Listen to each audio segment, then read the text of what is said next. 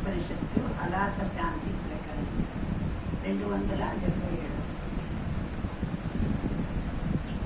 ద్రవ్యం ద్రవ్యస్య హేతుః స్యాతన్యతన్యస్య చైవ హి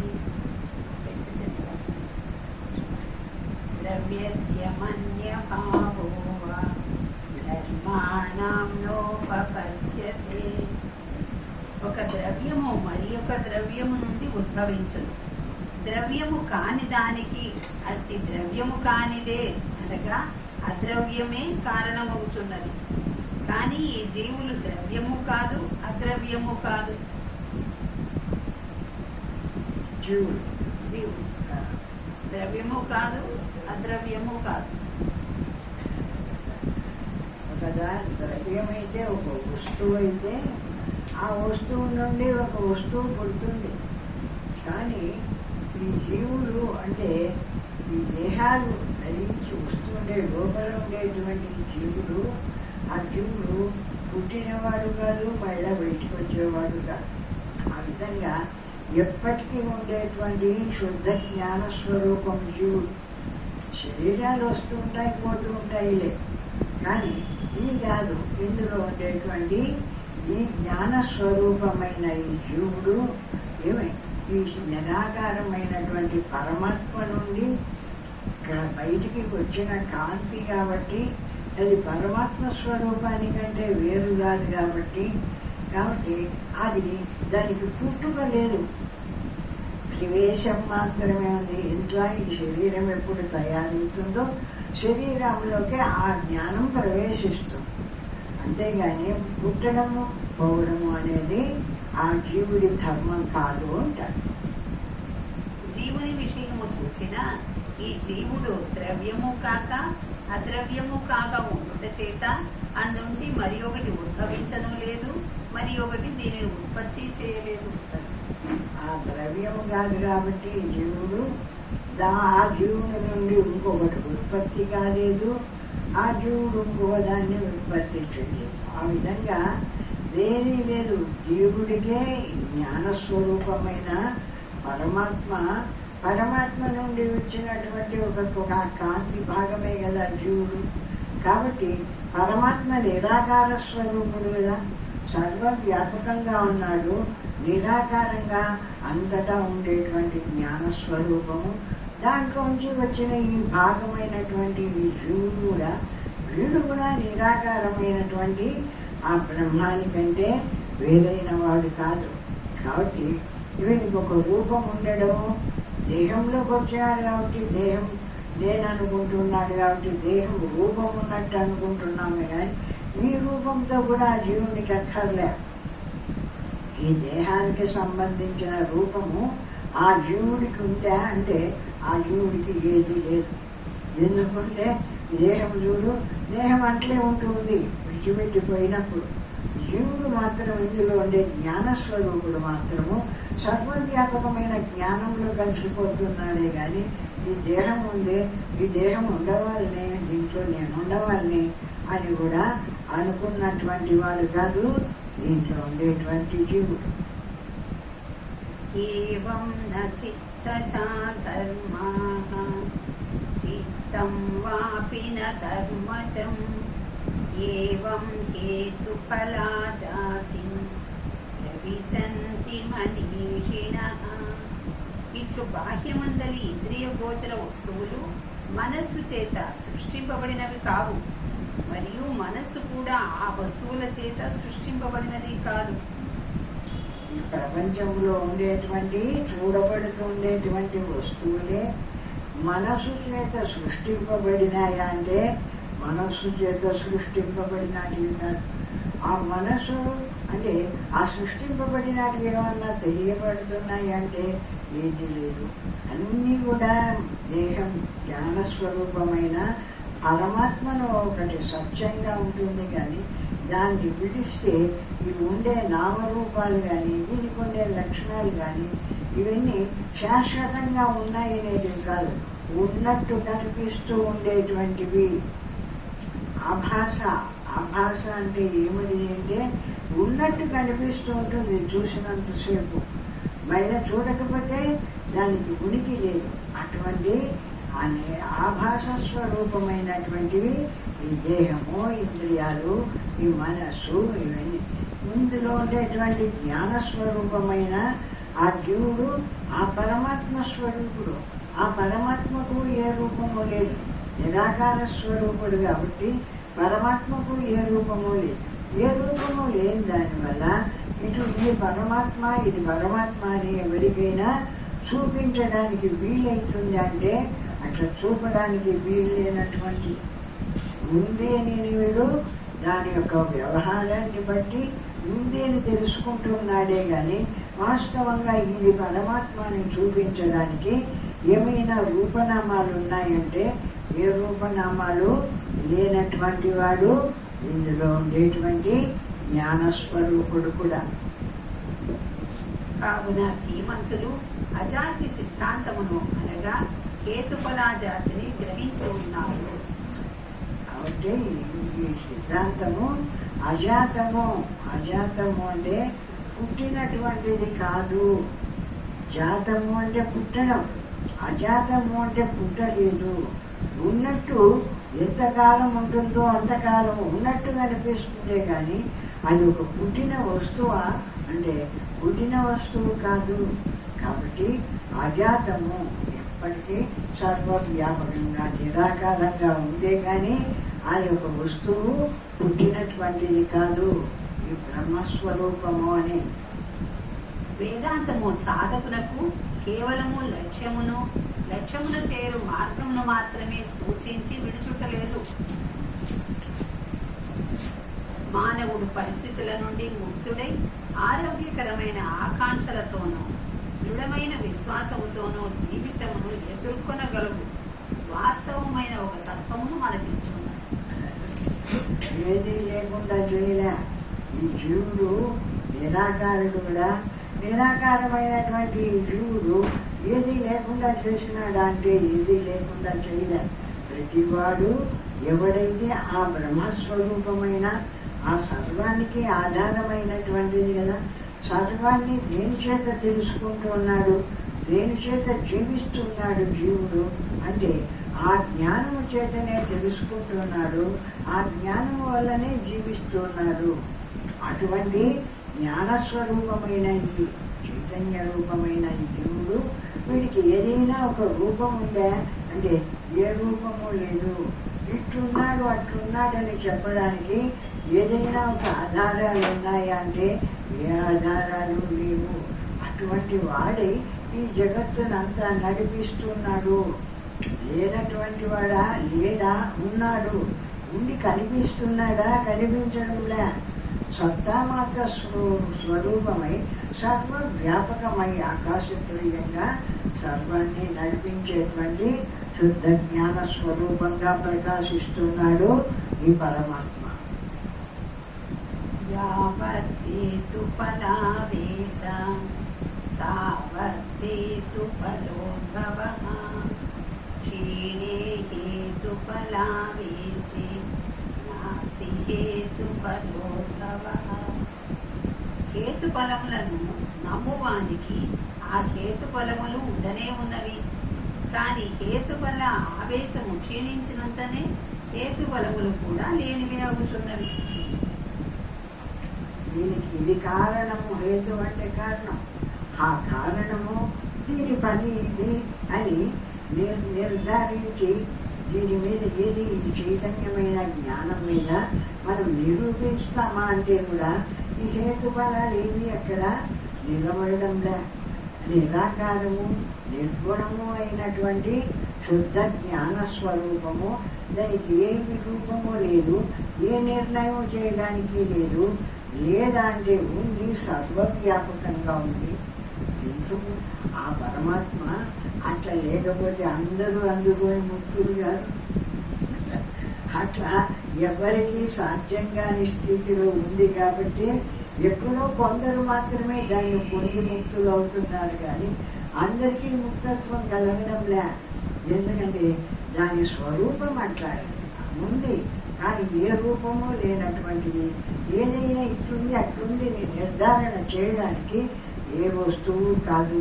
అటువంటి శుద్ధ జ్ఞాన స్వరూపమై ప్రకాశిస్తున్నాడు పరమాత్మ చైతన్యం. నేను కేవలము కార్యకర్తను, ఈ పాప పుణ్యములు నావి, తత్ఫలితముగా నేను ఏదో ఒక జీవినై జన్మించి ఈ పాప పుణ్యములను అనుభవించవలెను అని మానవుడు భావించుతున్నంత కాలము అతడాయా జన్మలెత్తి తత్ఫలితములను అనుభవించుతున్నాడు. నేను దేహము అనుకొని ఈ దేహమైన నేను ఈ పుణ్య పాపాలు చేస్తున్నాను అనుకొని చాలా మంది పుణ్యం చేస్తుండే, పుణ్యం యజ్ఞయాగాది క్రతువులు చేసి అక్కడెక్కడో స్వర్గం ఉందని ఆ స్వర్గానికి పోయి స్వర్గ సుఖాలన్నీ అనుభవించవచ్చునని ఈ శరీరంతోనే పుణ్య పాపాలంటే బాగా మంచి కార్యాలు చేసినప్పుడు నేను ఆ జ్ఞానం చేత ఆ పరమాత్మ స్వరూపమై ప్రకాశిస్తాను. అంతటా ఆ దేవేంద్ర లోకంలో పోతాను, స్వర్గానికి పోతాను. ఇటువంటివన్నీ కొన్ని ఆశలు పెట్టాడు. ఎందుకు? ఈ మానవుడు రోతబట్టిపోకుండా మంచి పనుల యందు మంచి కార్యాలు చేసుకుంటూ మంచి కార్యాలు యందు ఉండేట్టుగా కొన్ని ఆశలు పెట్టాడు. ఆ విధంగా పెట్టాడు కాబట్టి వీటన్ని సత్యమే అనుకొని ఆ విధంగా నేను స్వర్గానికి పోతాను, స్వర్గ సుఖాలు అనుభవిస్తాను ఈ మాదిరి అనుకొని ఇక్కడ కొన్ని పుణ్యకార్యాలు చేస్తూ ఉంటాడు. యావత్తేతు ఫలావేశః సంసారస్తావతాయతః క్షీణే హేతు ఫలావేశే సంసారం న ప్రపద్యతే. ఈ హేతుఫలముల యందు విశ్వాసం ఉన్నంత వరకు జనన మరణ రూప సంసార చక్రము ఉండనే ఉన్నది. ఇట్టి హేతుఫల అభినివేశము నశించగానే ఈ సంసార చక్రము కూడా ఉండదు. ఎంతకాలము ఈ పుణ్యం ఉంది, ఈ పుణ్యం నేను చేస్తే ఈ స్వర్గానికి పోతాను, ఈ స్వర్గ సుఖాలు అనుభవిస్తాను, నేను ఈ పుణ్యం చేస్తున్నాను, ఈ పుణ్యం చేస్తున్నాను అని ఆ విధంగా ఎంతకాలం అనుకుంటూ ఉన్నాడో అంతకాలం వాడికి అవి ఉన్నాయి. కానీ వాస్తవంగా జ్ఞానస్వరూపమైన పరమాత్మ అయిన నేనునే తెలుసుకున్నవాడు ఏ లోకానికి పోతున్నాడు? ఇక్కడనే ఈ శరీరాన్ని వదులుతూనే అఖండమైన సర్వవ్యాపకమైన జ్ఞానస్వరూపంలో ఏకత్వం పొందుతున్నాడు. వాడు ఏ లోకాలకు పోయేది లేదు, ఏ పుణ్యాలు చేసి ఏ అనుభవాలు అనుభవించేది లేదు. అవి ఎంతకాలం ఉన్నాయి అనుకుంటున్నాడో అంతకాలం వాడికి ఆ మానవ జన్మ వస్తూనే ఉంది. ఆ పుణ్యం చేస్తూనే ఉన్నాడు. ఆ పుణ్యకు కారణంగా మళ్ళా శరీరం వస్తుంది. ఆ విధంగా జన్మించడానికి మళ్ళా పుణ్యాలు చేస్తాడు. ఈ విధంగా జనన మరణాలను పొందుతూనే ఉంటాడు ఈ అజ్ఞానిగా ఉండేటువంటి ఈ జీవుడు. ఒక వ్యక్తి శాస్త్ర పాఠము ద్వారాను మనన నిధిధ్యాసల ద్వారాను హేతువాదము కేవలము మిథ్య అని అంగీకరించిన ఎడల తదనంతరము ఈ మనఃపరిధిని తేలికగా దాటి అతను పైకి పోగలుగుతున్నాడు. ఎవడైతే కొంచెం జ్ఞానం కలిగిన వాడే ఈ శరీరంతో చేసేటువంటి పుణ్యాలు ఇవి, ఆ స్వర్గాలు ఇవి అవన్నీ వాస్తవం కాదు. ఇందులో ఈ నేను బ్రహ్మస్వరూపుణ్ణి, ఈ పరమాత్మ స్వరూపం నేను అని బ్రహ్మమాత్రంగా నిలిచి ఆ అనుభవం చేసుకుంటూ ఉంటాడు. అటువంటి వాడు ఈ విధమైనటువంటి జనన మరణాలను మళ్ళా పొందడు అంటారు. ఇట్లా మనస్సును అధిగమించిన అదే ఆత్మ తనను తాను తెలుసుకొని జాగృతి క్షణమై ఉన్నది. అది ఎప్పుడైతే ఈ మనస్సును తెలుసుకొని మనస్సును అధిగమించి దాటేసి ఈ మనస్సును తెలుసుకుంటూ ఉండేటువంటి ఈ జ్ఞాన స్వరూపుణ్ణి నేను, ఈ మనస్సు ఆ పుణ్యం చేస్తుంది, పుణ్యం చేస్తుంది, అలోకాలకు పోతుంది, ఈ లోకాలకు పోతుంది అనేటువంటి విషయము నాకు అక్కర్లేదు. ఈ మనస్సుకు ఏది సాక్షిగా సర్వాన్ని తెలుసుకుంటూ ఉండేటువంటి శుద్ధ జ్ఞాన స్వరూపంగా నేను ప్రకాశిస్తున్నానో ఆ నేను బ్రహ్మము అని ఒక్కొక్కడు ఆ బ్రహ్మాన్ని తెలుసుకొని శరీరంలో మళ్ళా జన్మ లేనటువంటి ముక్తిని పొందుతూ ఉంటాడు. జీవుడు అంతరించిన వెంటనే ఆ పరమాత్మ అవ్యక్తమవుతున్నది. మరణశీలి అయి నియమితమైన ఈ ప్రత్యేగాత్మ ఆ పరమాత్మ యొక్క ప్రతిబింబమే కాని ఆ పరమాత్మయే కాదు. మళ్ళా గుర్తుంది, ఈ శరీరాన్ని వదులుతుంది, ఇంకొక శరీరంలో ప్రవేశిస్తూ ఉంటుంది ఈ జీవుడైనటువంటి ఈ ప్రత్యేగాత్మ. కాబట్టి అంతటా ఉండే బ్రహ్మస్వరూపమే కాదు, అంటే బ్రహ్మస్వరూపమే అయితే ఇంకా పుట్టదు, మనం ఉండదు. కానీ ఇటువంటి నేను అనేటువంటి జీవభావాన్ని పొందింది కదా శరీరంలోకి వచ్చి, జీవభావాన్ని పొంది ఇక్కడ ఏ పుణ్యపాపాలు చేస్తూ ఉందో ఆ పుణ్యపాపాలతో మళ్ళా ఇంకొక శరీరాన్ని పొందుతూ ఇట్లా జీవభావంతో ఒక శరీరం పోతే ఒక శరీరాన్ని పొందుతూనే ఉంటుంది. ఆ పరమాత్మ నుండి వచ్చినటువంటి ప్రతిబింబపు కాంతి. వాస్తవంగా పరమాత్మ కాదు, పరమాత్మ నిరాకారము, సర్వవ్యాపకుడు, పుట్టేవాడు కాదు, వచ్చేవాడు కాదు, ఎప్పటికీ ఉండేటువంటి శుద్ధ జ్ఞాన స్వరూపుడు పరమాత్మ. కానీ ఈ జీవుడు ఆ పరమాత్మ స్వరూపుడే కాలే, ఇంకా అజ్ఞానం ఉంది. అజ్ఞానం ఉండబట్టి నేను జీవుని అనుకున్నాడు కదా, ఎంతకాలం అనుకుంటూ ఈ పుణ్యపాప కార్యాలు చేస్తూ ఉన్నాడు, అంతకాలము ఒక శరీరం పోతే ఆ ఒక శరీరాన్ని పొందుతూ ఉన్నాడు ఈ జీవుడైనటువంటి వాడు. సమృద్ధ్యాచాయతే సర్వం శాశ్వతం నాస్తి తేన వై సద్భావేన హ్యజం సర్వం చేదంతేన నాస్తి వై. అజ్ఞానము చేత ఈ జన్మ జ్ఞానము కలుగుతున్నది, అది కేవలము అజ్ఞానము చేతనే కలిగినది, కావున వాస్తవంలో శాశ్వతమైనది కాదు. జన్మ అనేది ఈ జన్మ కూడా అజ్ఞానము చేతనే కలుగుతుంది, అంతే కదా. నేను ఏ పుణ్యం చేస్తున్నాను, ఈ పుణ్యం చేస్తే నాకు దీని మంచి జన్మ వస్తుంది, ఈ వ్రతాలు చేస్తే, ఈ యజ్ఞాలు చేస్తే నేను ఇవన్నీ సంపద కలిగిన వాడుగా ఉంటా. ఇవన్నీ కూడా అజ్ఞానం చేత అనుకునేటువంటివి, జ్ఞానం కలిగినటువంటి జన్మలు కాదు. అట్లా అనుకుంటూ వాడు ఒక జన్మ పోతే ఇంకొక జన్మను పొందుతూనే ఉంటాడు. అన్నియూ ఆ పరమాత్మలో ఐక్యము పొంది ఉన్న ఒకట చేత ఏదియూ జన్మించలేదు, కావుననే ఏదియూ నశింపజాలదు. అన్నీ ఆ బ్రహ్మస్వరూపం, చైతన్య రూపం ఉందే ఆ పరమాత్మలో నుండి బయటికి వచ్చినట్టు కనిపించి, అంటే ఆభాస కదా, ఆభాస అంటే బయటికి వచ్చినట్టుగా అనిపిస్తుంది, అది వాస్తవం కాదు. అది ఏదంటే ఈ బ్రహ్మస్వరూపానికంటే వేరు కాదు. ఒక్కొక్కరు తెలుసుకుంటున్నాడు, జ్ఞానాన్ని పొంది ఈ ఆభాస రూపంగా నేను బయటకు వచ్చి తాత్కాలికంగా ఈ దేహంలో ఈ కష్ట సుఖాలు అనుభవిస్తున్నాను, కానీ నా స్వరూపం ఏమిటిది అంటే అఖండమైన జ్ఞాన స్వరూపమైన ఆ బ్రహ్మం నా స్వరూపము, ఆ పరమాత్మ నేను అని ఒక్కొక్కరు తెలుసుకొని ఈ జీవభావాన్ని వదిలి ఆ బ్రహ్మభావాన్ని పొంది ఆ బ్రహ్మంతో ఏకత్వం పొందుతున్నాడు. మళ్ళా జన్మ లేనటువంటి ముక్తిని సంపాదిస్తున్నాడు. అజ్ఞానము చే సత్యము వలె భాషించు విద్యా ప్రపంచములోని విద్యానుభవములను సంవృతి అను పదము సూచిస్తుంది. అజ్ఞానం చేత ఇది ఈ పని చేస్తే ఈ పుణ్యం వస్తుంది, ఈ పని చేస్తే ఈ పుణ్యం వస్తుంది, రకరకాల పుణ్యం వేస్తుంటారు చూడు.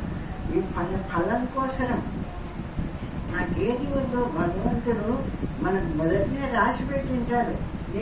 నీకు ఇట్లా జరగవాలా, ఇట్లా జరగవాలా, అది ముందే మన సంస్కారం. అది మారడానికి వీళ్ళే. మనం ముందు జన్మలో ఏ విధంగా చేసి ఉంటామో ఆ విధమైన సంస్కారం అది మారదు.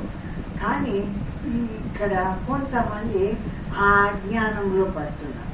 అంటే ఇది చేస్తే ఈ పుణ్యం వస్తుంది, ఇది చేస్తే ఈ డబ్బు వస్తాయి, ఇది చేస్తే ఇది వస్తుంది, అది వస్తుంది అని ఆ పనులన్నీ చేస్తూ ఉంటాడు. వీడికి పూర్ణమైన జ్ఞానం లేక ఆ విధంగా చేస్తూ ఉంటాడు. కాబట్టి వాటి సంస్కారాలు లోపల నిలబడి ఈ శరీరం వదులుతూనే ఆ సంస్కారాలకు తగిన ఇంకొక శరీరాన్ని పొందుతూ ఉన్నాడే కానీ అట్లా మోక్షాన్ని పొందలే, ముక్తిని పొందలే, బ్రహ్మత్వంలో కలిసి మోక్షాన్ని పొందలే. ఏది లేనటువంటి వాడుగాను ఉండలే. ఏదో ఒక పని చేస్తున్నాడు, ఆ పనికి తగిన శరీరము వస్తూనే ఉంది. ఆ విధంగా జరుగుతుంటుంది ఈ ప్రపంచం యొక్క